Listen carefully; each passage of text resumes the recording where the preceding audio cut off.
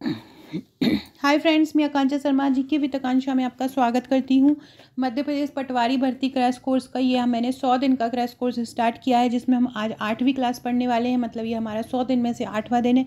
100 class में आपकी पूरी पटवारी भर्ती की तैयारी हो जाएगी। और आज हम पढ़ने वाले हैं हिंदी।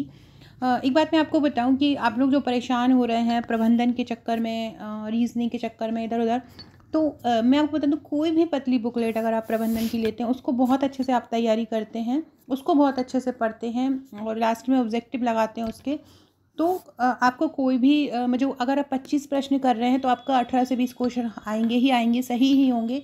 और बाकी आप कितनी भी बुक पढ़ लें, कुछ भी कर लें, आप परेशान हो लें, आपको आप ये सोचें कि आप 25 क्योंकि कुछ क्वेश्चन तो बाहर आते ही हैं। आप स्कोर कर सकते हैं हिंदी में, आप स्कोर कर सकते हैं मैथ में, आप इनमें एमपी में कर सकते हैं आप स्कोर। तो ये जो चीज़ें हैं कंप्यूटर में कर सकते हैं, तो इन पर ज़्यादा फोकस कीजिए। कंपैरिजन जो नहीं है उसके लिए आप इतना परेशान मत होइए। बाकी मेरे नोट्स के साथ आपको एक प्रबंधन की बुकलेट मिली होगी, उसको बहुत अच्छे से पढ़िए। साथ में एक ग्रुप मिला होगा, जो भी वो पढ़िए, और ग्रुप में जो दे रही हूँ वो पढ़िए। उसके अलावा कुछ मत पढ़िए, ज़्यादा इधर उधर भागेंगे तो आप ही कंफ्यूज होंगे। तो चलिए स्टार्ट करते हैं। आज हम पढ़ने वाले हैं रस।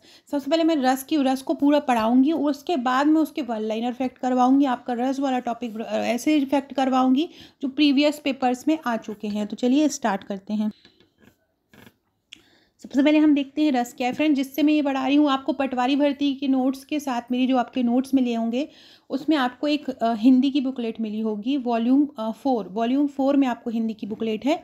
वो आपको इसी तरह हैंड रिटन ही नोट्स हैं, हैंड रिटन ही बनाए गए हैं। मैं आपको बता देती हूँ कि कौन सी बुकलेट से मैं ये पढ़ा रही हूँ। जैसे कि आपको ये मध्य प्रदेश पटवारी भर्ती के नोट्स मिलेंगे, तो उसमें ये जो वॉल्यूम 4 की बुक है वो आपकी हिंदी की है। और ये इसी तरह हैंड रिटन है, हैंड रिटन इनको तैयार किए गए हैं। हर टॉपिक के बाद उसके पुराने पेपर्स में आए हुए प्रश्नों को कवर किया है, ताकि आपकी बिल्कुल बेस्ट तैयारी हो। तो अगर आप ये लेना चाहते हैं पटवारी भर्ती के नोट्स, 2199 में इनका प्राइस है। 10 बुकलेट आपको टोटल मिलती हैं, जिसमें व्यापम की परीक्षा में पहले पूछे जाने वाले प्रश्न भी हैं, योजनाएं भी हैं, करंट के भी जितने भी टॉपिक हैं वो कवर किए गए हैं। बाकी मध्य प्रदेश सामान्य ज्ञान है, नॉर्मल सामान्य ज्ञान के 3000 प्रश्न, अंग्रेजी है ट्रिक के साथ। तो और साथ में एक ग्रुप मिलता है, ग्रुप में मेरी सभी वीडियो की पीडीएफ आपको दी जाती है, जहां आपकी तैयारी कराई जाती है। तो अगर अभी नोट्स लेना चाहते हैं तो आप मुझे व्हाट्सअप कर सकते हैं। अब हम पढ़ते हैं हिंदी। सबसे पहले देखते हैं रस क्या होता है। तो देखिए, रस का मेन जो अर्थ होता है वो होता है आनंद। रस का क्या अर्थ होता है? रस का अर्थ होता है आनंद। ये रस जो होते हैं वो कविताओं में मिलते हैं हमको। तो याद रखिएगा उसकी डेफिनेशन क्या होगी कि काव्य को पढ़ने सुनने से जिस आनंद की अनुभूति होती है उसे रस कहते हैं। रस को काव्य की आत्मा कहा जाता है। ये क्वेश्चन याद रखिए। ब्लैंक को काव्य की आत्मा कहा जाता है। आपको ऑप्शन दे देंगे रस, अलंकार, छंद, संधि। तो आपको याद रखना है किसको काव्य की आत्मा कहा जाता है। काव्य की आत्मा कहा जाता है रस को। किसको काव्य की आत्मा कहा जाता है? तो रस को काव्य की आत्मा कहा जाता है। किसको काव्य की आत्मा कहते हैं? रस को। अगला है रस के अवयवंग। रस के अवयवंग क्या है? स्थायी भाव, विभाव, अनुभाव और संचारी भाव। रस के अवयव अंग क्या हैं? स्थायी भाव, विभाव, अनुभाव और चार। याद रखिएगा, आपसे पूछेंगे कि रस के कितने अंग होते हैं, तो आपको याद रखना है कि रस के 4 अंग होते हैं। कौन कौन से? स्थायी भाव, विभाव, अनुभाव और संचारी भाव। सबसे पहले हम पढ़ते हैं स्थायी भाव। स्थायी भाव क्या होता है? स्थायी भाव अर्थात प्रधान भाव, इसको प्रधान भाव भी बोलते हैं। प्रधान भाव वही हो सकता है जो रस की अवस्था तक पहुंचता है। काव्य या नाटक में एक स्थायी भाव शुरू से आखिर तक होता है, उसको ही स्थायी भाव बोलते हैं। स्थायी भावों की संख्या 9 मानी गई है। स्थायी भाव ही रस का आधार है। आपसे पूछेंगे रस का आधार क्या है, तो रस का आधार क्या है? स्थायी भाव है। स्थायी भावों की संख्या कितनी मानी गई है? 9 मानी गई है। एक रस के मूल में एक स्थायी भाव होता है। जैसे कि श्रृंगार की बात करें तो रति होता है, भीभत्स का स्थायी भाव घृणा होता है। तो एक रस में एक स्थायी भाव होता है। मूलतः 9 रस माने जाते हैं, मतलब 9 रस माने जाते हैं। बाद के आचार्यों ने 2 रसों को और जोड़ दिया था, तो टोटल 11 रस हो गए थे। तो ये हमने स्थायी रस के बारे में पढ़ा। अब हम पढ़ते हैं स्थायी रस का जो एक अंग है स्थायी भाव, दूसरा है विभाव। स्थायी भाव के उद्बोधक कारण को विभाव कहते हैं। मतलब ऐसे कारण जो स्थायी भाव को उत्पन्न करते हैं वो क्या कहलाते हैं? विभाव कहलाते हैं। विभाव दो प्रकार का होता है, एक होता है आलंबन विभाव और एक होता है उद्दीपन विभाव। क्या होता है? एक होता है आलंबन और एक होता है उद्दीपन। आलंबन क्या होता है? जिसका सहारा पाकर स्थायी भाव जागते हैं। जिसका सहारा पाकर स्थायी भाव जागते हैं वो क्या कहलाता है? आलंबन। विभाव दो प्रकार के होते हैं, आलंबन और उद्दीपन। याद रखिएगा, विभाव कितने प्रकार के होते हैं? विभाव दो प्रकार के होते हैं, आलंबन और उद्दीपन। आलंबन क्या होता है? जिसका सहारा पाकर स्थायी भाव जागते हैं, जैसे नायक नायिका। आलंबन जो विभाव है उसके दो पक्ष होते हैं, एक होता है आश्रय आलंबन और एक होता है विषय आलंबन। तो विषय आलंबन होता है और आश्रय आलंबन होता है। आलंबन के दो भाग होते हैं, एक आश्रय और एक विषय आलंबन। आलंबन क्या होता है? जिसके सहारे जो है स्थायी भाव जागते हैं। जिसके मन में भाव जागता है वो आश्रय आलंबन कहलाता है। तो और जिसके प्रति या जिसके कारण मन में जागे उसे विषय आलंबन कहते हैं। उदाहरण से समझते हैं, यदि राम के मन में सीता के प्रति रति का भाव जागता है, मतलब प्रेम का भाव जागता है, तो राम आश्रय होंगे और सीता विषय होंगी, क्योंकि सीता के कारण श्री राम के मन में प्रेम जागा है। तो श्री राम जो होंगे वो आश्रय होंगे और जो सीता जी होंगी वो विषय होंगी। दूसरा है उद्दीपन विभाव। ये विभाव के प्रकार हैं, आलंबन और उद्दीपन। उद्दीपन क्या होता है? जिन वस्तुओं या परिस्थितियों को देखकर स्थायी भाव उद्दीप्त होने लगता है। जिन वस्तुओं या परिस्थितियों को देखकर स्थायी भाव उद्दीप्त होने लगता है, उद्दीपन विभाव कहलाते हैं। जैसे चांदनी, कोकिल कूजन, एकांत स्थल, नायिका की शारीरिक चेष्टाएं, ये सब क्या में आते हैं? ये उद्दीपन विभाव में आते हैं। अगला है अनुभाव। अनुभाव क्या होता है? मन के भाव को व्यक्त करने वाले शरीर के विकार। अनुभाव क्या कहलाते हैं? जो मन के भाव को व्यक्त करते हैं। मन के भाव को व्यक्त करने वाले शरीर के विकार अनुभाव कहलाते हैं। अनुभाव किसको बोलते हैं? जो मन के भाव को व्यक्त करें। अनुभावों की संख्या 8 मानी गई है। स्तंभ, स्वेद, रोमांच, प्रलय, अश्नु, विवर्णता, कंप और स्वरभंग। कौन कौन से? स्तंभ, स्वेद, रोमांच, प्रलय, अश्नु, विवर्णता, कंप और स्वरभंग, ये अनुभाव के 8 है। आपको ये याद रखना है अनुभवों की संख्या कितनी है। तो अनुभवों की संख्या कितनी है? 8। ये क्वेश्चन पूछा जा सकता है कि अनुभवों की संख्या कितनी है? 8। इसके लास्ट में मैं इसके वन लाइनर फैक्ट भी कराऊंगी जो एग्जाम में पूछे गए हैं। और जिससे मैं ये पढ़ा रही हूँ, मैं बार बार बता रही हूँ, जिससे मैं पढ़ा रही हूँ, मेरे पटवारी भर्ती के नोट्स हैं, उसकी हिंदी की बुकलेट है वॉल्यूम 4 की, उसमें से मैं पढ़ा रही हूँ। मेरे पूरे नोट्स इसी प्रकार से हैंड रिटन तैयार किए गए हैं ताकि आपको पढ़ने में आसानी रहे। हम इसके साथ आपको एक ग्रुप भी प्रोवाइड कराते हैं, वहाँ मैं डेली रीजनिंग के जीके के क्वेश्चन डाल रही हूँ, वो भी आपको करते जाना है। एग्ज़ाम तक आपका 100% सिलेक्शन दिलवाना है अगर आप मेरी बात मान के चलते हैं तो। चौथा है संचारी भाव। मन में संचरण करने वाले भाव को संचारी भाव या व्यभिचारी भाव कहते हैं। संचारी भाव किसे कहते हैं? मन में संचरण करने वाले भावों को। मन में संचरण करने वाले भावों को संचारी या व्यभिचारी भाव कहते हैं। संचारी भावों की संख्या 33 मानी गई। Very very very important question. बहुत बार एग्जाम में व्यापम के ये क्वेश्चन पूछा जाता है कि संचारी भावों की संख्या कितनी है, तो 33 है। अब हम पढ़ने वाले हैं रस के प्रकार। रस का सबसे पहला प्रकार है श्रृंगार रस। श्रृंगार रस का स्थायी भाव होता है रति या प्रेम। श्रृंगार रस दो प्रकार के होते हैं, संयोग श्रृंगार और वियोग श्रृंगार। जब किसी दो लोगों के मिलने से प्रेम उत्पन्न होता है तो संयोग, और दोनों एक दूसरे से बिछड़ रहे हैं तो वो जो दुख वाला जो प्रेम होता है वो वियोग श्रृंगार होता है। तो श्रृंगार रस दो प्रकार के होते हैं, संयोग श्रृंगार और वियोग श्रृंगार। दूसरा है हास्यरस। हास्यरस का स्थायी भाव होता है हंसी। उदाहरण जैसे कि कहा बंदरिया ने बंदर से चलो नहाए गंगा, बच्चों को छोड़ेंगे घर पर होने दो हुड़दंगा। मतलब जहाँ पर हंसी का माहौल हो वहाँ पे हास्यरस होता है। तीसरा होता है करुण रस। ये जो रस हैं उनके स्थायी भाव भी आपसे पूछे जा सकते हैं, तो वो भी आप लोगों को ध्यान रखना है। तो करुण रस क्या होता है? करुण रस का स्थायी भाव होता है शोक। उदाहरण अब शोक से संबंधित कोई भी उदाहरण आ जाएगा तो आपको वहाँ पे शोक रस लगाना है, कठिन करुण रस लगाना है ऑब्जेक्टिव में। शोक बिकुल सब रोवई रानी, रूप सीलु बल तेजु बखानी। यहाँ पे देखो आपको रोवई रोने का दुख हो रहा है, शोक का मतलब आपको सिंबल मिल रहा है, तो वहाँ पे आपको करुण रस पे लगा देना है।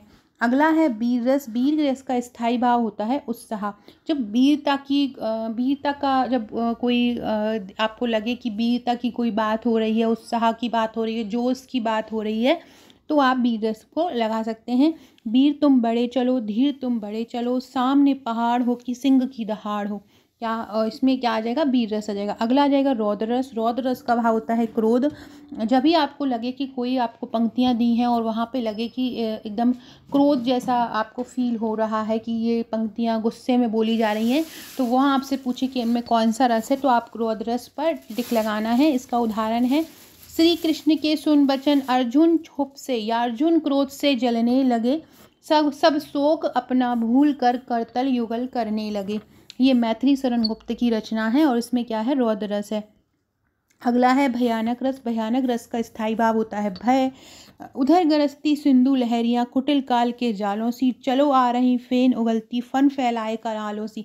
अब यहाँ पे फन फैलाए लिखा है, तो यहाँ से तो मतलब कोई भी पढ़ेगा तो ये समझ में जाएगा कि यहाँ एकदम डर का फील हो रहा है। तो जहाँ पर आपको इस तरह से कविता लगे तो वहाँ पे क्या आ जाएगा? भयानक रस आ जाएगा। अगला है भीभत्स रस। भीभत्स रस मतलब होता है स्थायी भाव जुगुप्सा या घृणा। तो जब भी आपको किसी चीज़ को देख के कोई घृण सी आ रही है, घृणा उत्पन्न हो रही है, तो वहाँ पर ये रस होता है। सिर पर बैठियो काग, आंखें दो खात निखारत, खींचत जीवई सियार, अतहि आनंद उद्घारत। तो इसमें क्या हो जाएगा? भीवस। अद्भुत रस मतलब होता है स्थायी रस। अद्भुत रस का स्थायी रस क्या होता है? स्थायी भाव आश्चर्य होता है अद्भुत का। कोई सी कविता में आपको पढ़ के ऐसा आश्चर्य की अनुभूति हो रही हो, तो वहाँ पे अद्भुत रस होता है। जहाँ आश्चर्य हो, विस्मय हो, अखिल भुवनचर अचर सब हरि मुख में लखी मातु, चकित भई गदगद बचन विकसित द्रग पुलकातु। तो यहाँ पे किसका बोध हो रहा है? आश्चर्य का हो रहा है, तो यहाँ पे क्या हो जाएगा? अद्भुत रस हो जाएगा। अगला है शांत रस। शांत रस का स्थायी भाव होता है निर्वेद, वैराग्य। तो जब भी शांति सा प्रतीत होता है, एक वैराग्य टाइप का लगे, तो वहाँ पे ये रस होता है। मन रे तन कागज का पुतला, ला गए बूंद बिनसी जाए छिन में, गरवा करें क्या इतना। मतलब एकदम से ऐसा भाव आता है कि अब विरक्त हो चुके दुनिया से, क्या है, सब एक ही है, मतलब इस तरह से भाव जो आते हैं वो शांत रस वाले भाव हो जाएंगे। अगला हो जाएगा दसवां, जो बात के आचार्यों ने जोड़ा है, 10वां वात्सल्य रस। इसका स्थायी भाव होता है स्नेह प्यार। उदाहरण है किलकत कान घुटरू वन आवत, मन में कनक नंद के आंगन, बिंब पखारे धावत। तो ये सूरदास की कविता है। किसी बच्चे के प्रति जब माँ का बच्चे के प्रति प्रेम होता है, या किसी छोटे से पैट होता है उसके प्रति जो वात्सल्य का प्रेम वात्सल्य उठता है, तो वहाँ पर ये वात्सल्य रस होता है। 11वां रस, ये वात्सल्य रस और भक्ति रस अभी वर्तमान में जोड़े गए हैं नए आचार्यों ने। 11वां है भक्ति रस। भक्ति रस का स्थायी भाग वो होता है भगवत विषयक प्रेम, मतलब भगवान में प्रेम। भक्ति रस भगवान का प्रेम है। राम जपू राम जपू राम जपू बावरे, घोर नव निधि नाम निज नावरे। ये तुलसीदास की कथा है और इसमें भक्ति रस है। अब हम इसके में आपको महत्वपूर्ण कराने वाले हैं।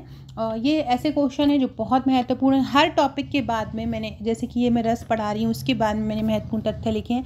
ऐसे मैंने जब संधि का नोट्स बनाया है तो संधि के बाद में लिखे हैं, हर अलंकार के बाद में लिखे हैं, जिससे आपको कैसे क्वेश्चन आते हैं इसका प्रैक्टिस होते रहता है। ये महत्वपूर्ण तथ्य वेरी वेरी इंपॉर्टेंट है।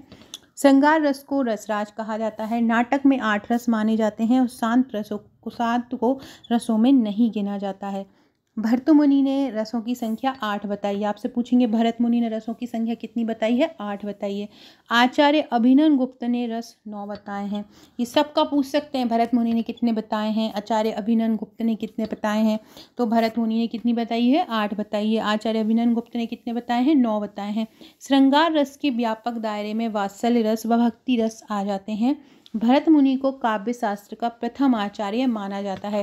किसको माना जाता है? काव्य शास्त्र का प्रथम आचार्य किसको माना जाता है? तो याद रखिएगा, भरत मुनि को माना जाता है। सर्वप्रथम आचार्य भरत मुनि ने अपने ग्रंथ नाट्य शास्त्र में रस का विवेचन किया था। किसने? भरत मुनि ने। भरत मुनि इस संप्रदाय के प्रवर्तक थे। स्थायी भाव की स्थिति राजा के समान होती है। रस संप्रदाय के प्रतिष्ठापक आचार्य मम्मट ने काव्यानंद को ब्रह्मानंद सहोदर कहा है। आचार्य रामचंद्र शुक्ल, डॉक्टर नगेंद्र हिंदी में रसवादी आलोचक हैं। कौन? आचार्य रामचंद्र शुक्ल और डॉक्टर नगेंद्र हिंदी में रसवादी आलोचक हैं। कुल 9 स्थायी भाव होते हैं। श्रृंगार रस सर्वश्रेष्ठ रस होता है और बिहारी श्रृंगार रस के कवि होते हैं। रस उत्पत्ति में आश्रय की चेष्टाएं क्या कही जाती हैं? तो रस उत्पत्ति में आश्रय की चेष्टाएं क्या कही जाती हैं? अनुभाव कही जाती हैं। क्या कही जाती हैं? अनुभाव। ट, ठ, ड, ढ वर्णों के प्रयोग का संबंध किससे है? ओज गुण से है। ट, ठ, ड, ढ का किससे है? ओज गुण से। माधुर्य गुण का श्रृंगार से प्रयोग, माधुर्य गुण का किस में प्रयोग होता है? तो माधुर्य गुण का श्रृंगार रस में प्रयोग होता है। हिंदी साहित्य का नवा रस शांत रस है।